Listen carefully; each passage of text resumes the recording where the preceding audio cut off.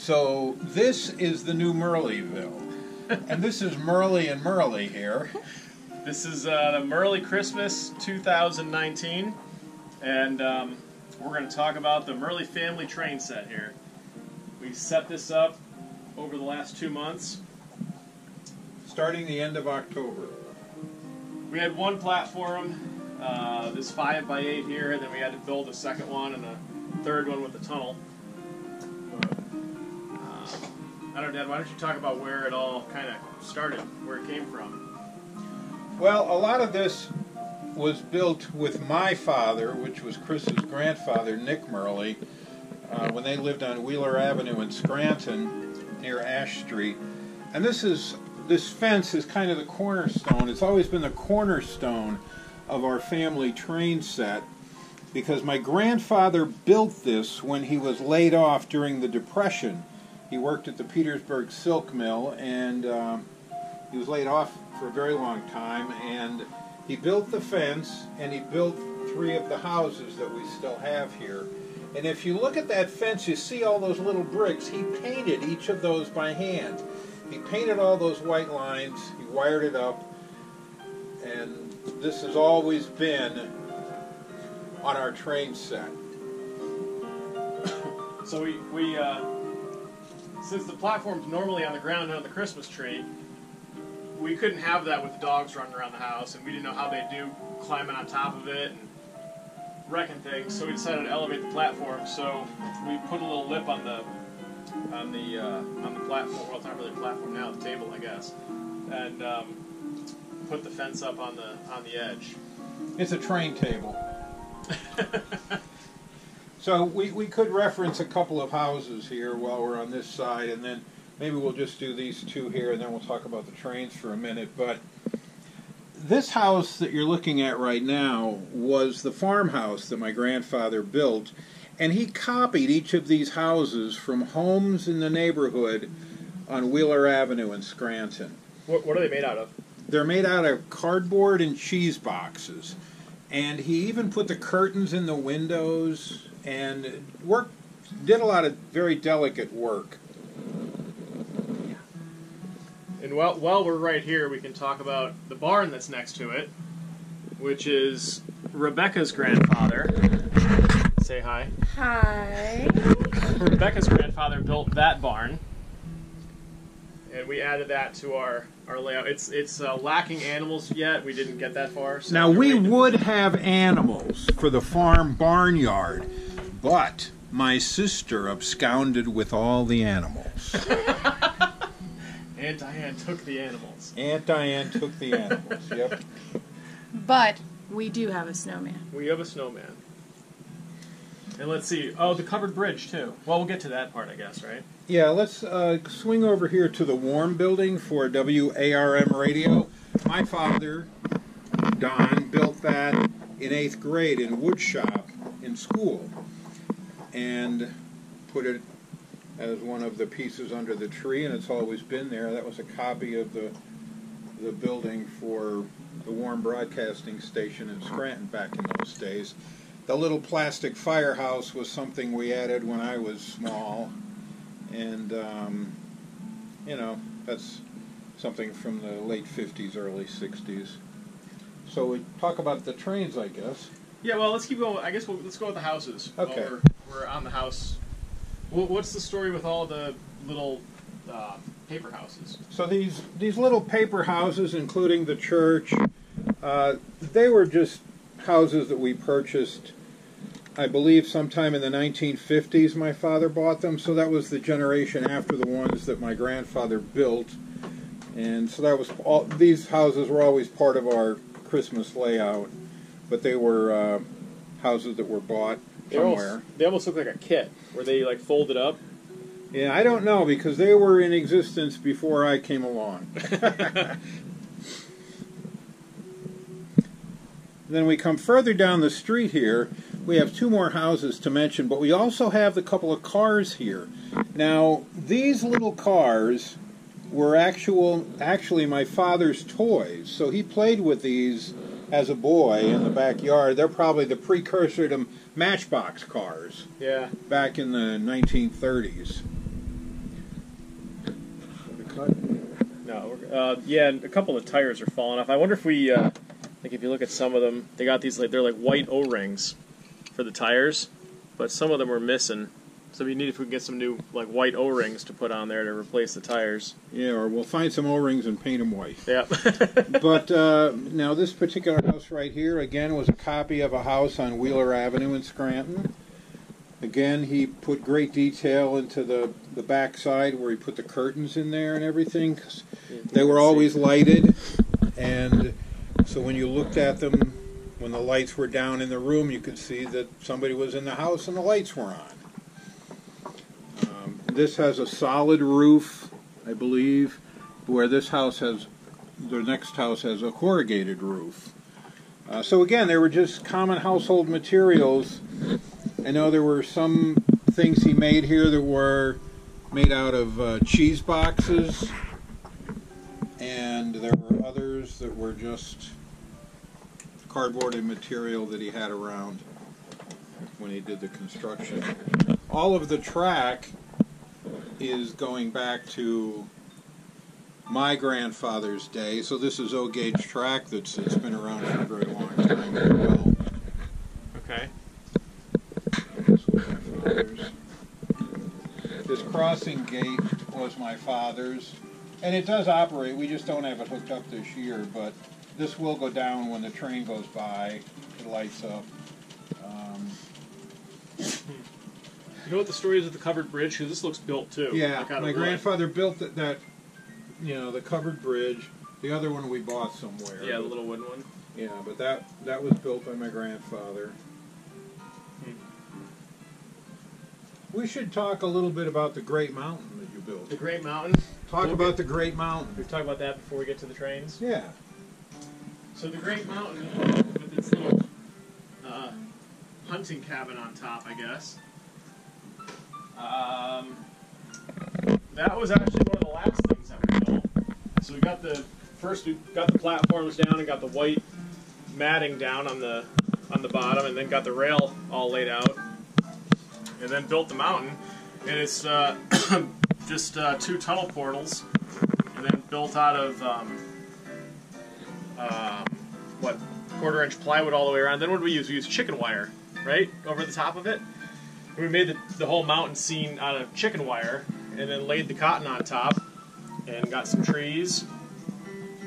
And the little cabin, do you know where the cabin came from? Because that was in with all the stuff too.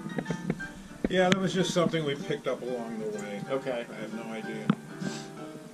Got it. And we got the signal. The signal set up on a pressure switch over there, so when the train goes over it, it'll actually change the light on the signal. Let's see. All right.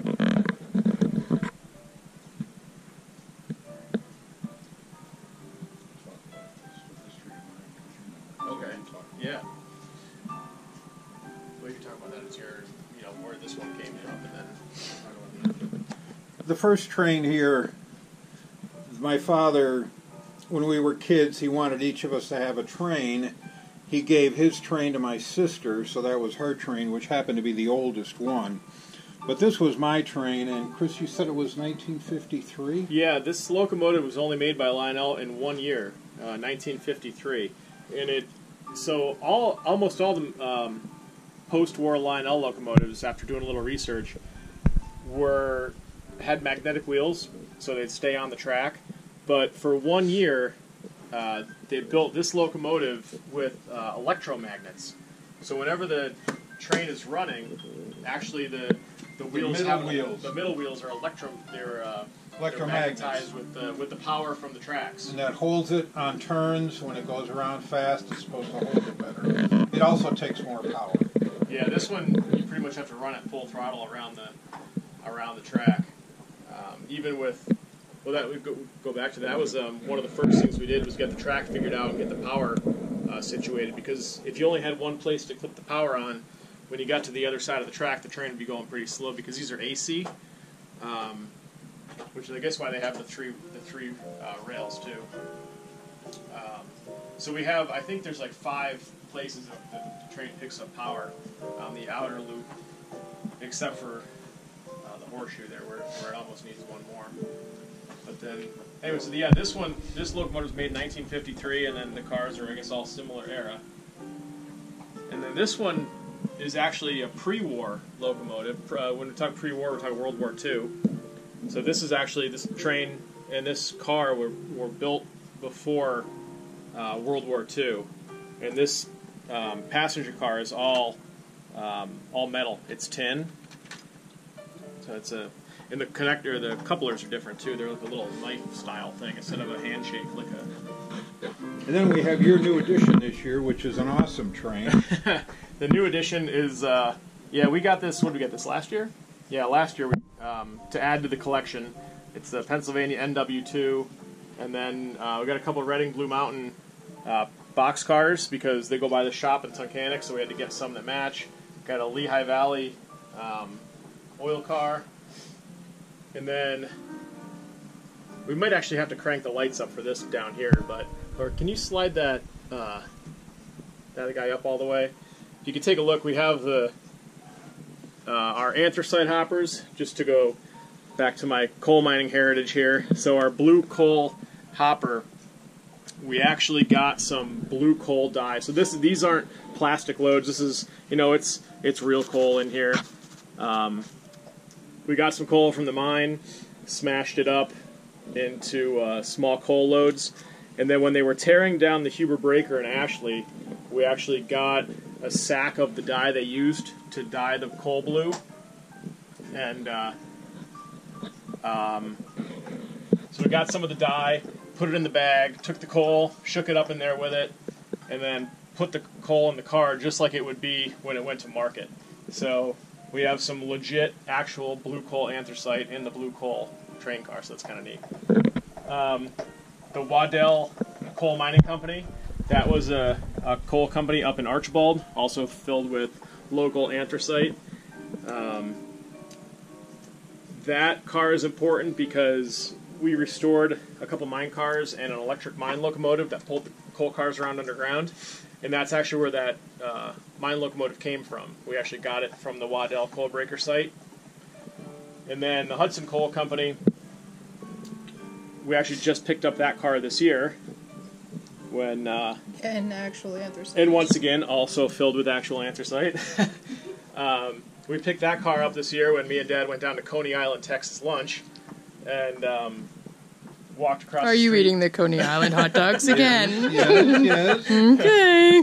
And walked across the street to Scranton Hobby, and they were selling those for a benefit for a model railroad club. And Hudson Coal Company is important because Hudson Coal Company is the coal company that was under the house here.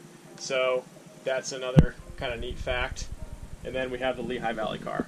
So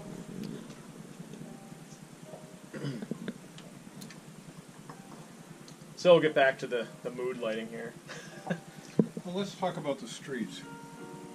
Oh, the streets. Yeah. Oh, we might need to put the light back up. Let's talk about Let's the talk about the streets. streets. Let's talk. Rebecca, what did you do? Let's talk about the streets. So what's this? This is Color Right gravel for Christmas gardens. So, Dad, tell us about that box. Circa 1932. First of all, when we got all this train stuff from Dad, everything was all shoved in a big box, and we got it all out and went through everything. And there's a bunch more yet too with for wiring and just miscellaneous stuff. But there was this box of gravel, and I said, "Well, we got to make streets with something." And then she tried making it out of a burlap thing, and that didn't work out too good. Well, she found this box of gravel, and she's like, "Oh, well, this is what we could use to make the street." And I said, "Yeah, go for it. You know, Grandpa would be. I'm sure he would be proud and let us, let us use this gravel." And yeah, it looks fantastic. And There's even a cul-de-sac. there is even a cul-de-sac around the tree. That's where all the Who's circle the tree. The Murleys, you mean? Yeah, yeah. So then I walked in tonight and I saw the streets and we got out this little box and I said, "Oh, that's awesome that you're able to use that." That's been around since probably 1935 or 37, and it always was in our collection of Christmas boxes of items for putting the village under the tree. But my father always said, "No, well, you know, that's from Grandpa Murley. We probably we won't use that, you know." So, Oops. we just made our village look like the streets were covered with snow. So, but yeah, so that's the story on this.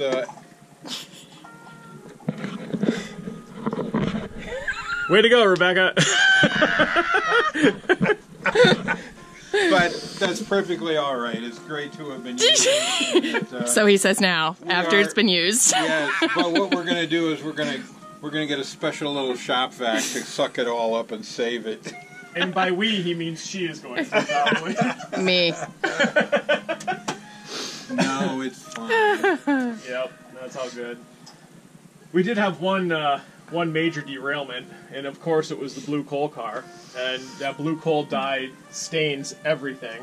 So that's why this tree and this lump of cotton is right here, because the car derailed on the switch. And of course, you know, you got, 15 train cars here, and the only one that derails is the one full of blue coal dye and dumps it all over the white snow stuff. So that was entertaining. What about the Alaska Oh, train? wait, we'll get to that one. We still got more down here. Okay. What about snowplow? Snowplow came about around 1967, and Grandpa Murley bought that in honor of Uncle Dave. So each had a train. Diane had his. Hers? Well, Grandpa Murley's. Oh, got it. Mm-hmm. Which was the original family, that train that they had when he was small, and then I had the one that the first train we looked at, and then this was bought to be representing, you know, Uncle Dave. So it's kind of cool. The blade in the front spins around and drags the crane car around with it. Yep, it's got the Bucyrus Erie crane car and then the DL&W work car behind it. Yep. It's always been a difficult engine to run because it just goes too fast and it'll fly off the tracks. So you got to really control it. And then we picked up this engine somewhere. So I learned a little bit about this thing, which is kind of a neat locomotive. You can see the four wheels are just connected with this drive rod between them all, but there's no connection to any steam cylinders or anything. And I thought maybe it was just a cheap model that didn't have the steam cylinders put in or anything. But then when I was doing the research on these just a couple months ago, I found that this is a model of a steam turbine locomotive where there was actually a turbine inside. So it built steam, and then the steam turned to turbine, and then the turbine drove the center two wheels, and then the center two wheels were connected to the outer two wheels for the drive rod. So it's actually a pretty neat locomotive, and I guess it was used by the Pennsylvania Railroad to take passenger trains between Washington, D.C. and Chicago, and New York and Chicago. And I think they only built one of them. I think they only built one in real life, and then it was scrapped. Well, yeah, we have a model of it. Yep, that actually runs pretty good. And then let's see. Then we got the Alaska Railroad train. So Laura, what's the story on the Alaska Railroad train? I always loved model trains and had collected them, but had never seen the Alaska, and came across it at a train show down near Carlisle. And I saw it and I said, I've got to have it. And I didn't run it for a long time, and then when he started building your platform, I said to Dad, I think we need to pass it on and give it to the kids and let them run it, because it was made to run on this platform. It was made to run on this platform, so that's what it's doing. And it's pretty sharp. If you look at some of these cars, they're really cool. Yeah, it even has an airplane. Yeah, it even has an airplane. An airplane and a gold bullion car. Full of gold bullion, yeah. Yeah, it's pretty. And this one, the searchlight, the light lights up when it's driving around the track, which is pretty neat. So, the dogs Dogs are chewing on the bone down there and enjoying themselves. And yes, you're the reason this is up elevated. Yes, it is.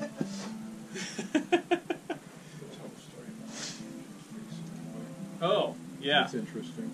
So, this engine is actually pretty advanced. It can run with the remote system and everything, and we just have the old transformer.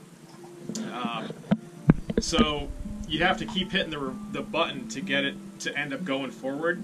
So there's a switch on the bottom. You can lock it into forward, but when you lock it into forward, it would always go, well, backwards. You know, cab end would face this way, and the engine end would face that way.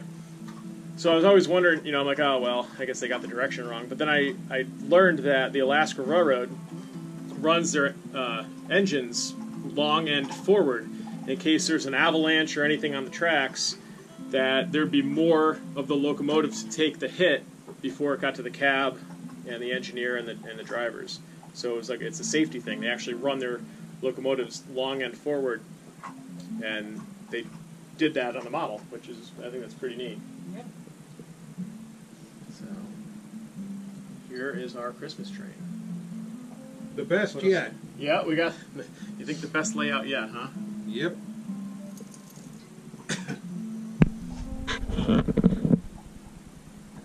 Yep, so maybe we'll run around the tracks a little bit. So Murley family Christmas tree, or Christmas train. Come on, Nona. Murley family Christmas train 2019. Merry Christmas! Merry Christmas!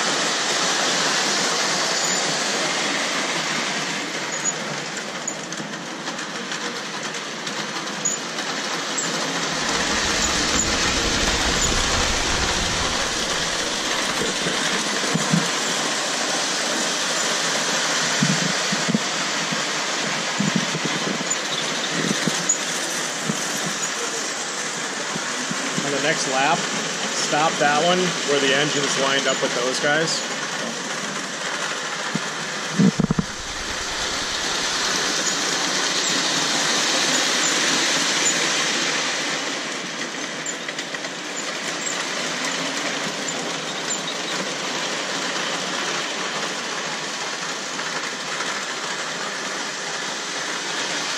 Okay, now throw those outer two switches. Flip that knife switch down, and the other knife switch up, that